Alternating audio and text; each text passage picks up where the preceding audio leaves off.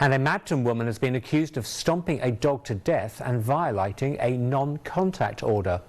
Yakima County Sheriff's deputies were called out to the 800 block of Vance Road around 8:15 p.m. on Tuesday for a report of an unwanted guest. And when deputies arrived, a man told them a woman stole a dog from his property and took it next door, where she stomped on it and killed it, then proceeded to leave the dog's body at the Mabton cemetery. As yet, the unnamed woman was booked into the Yakima County Jail.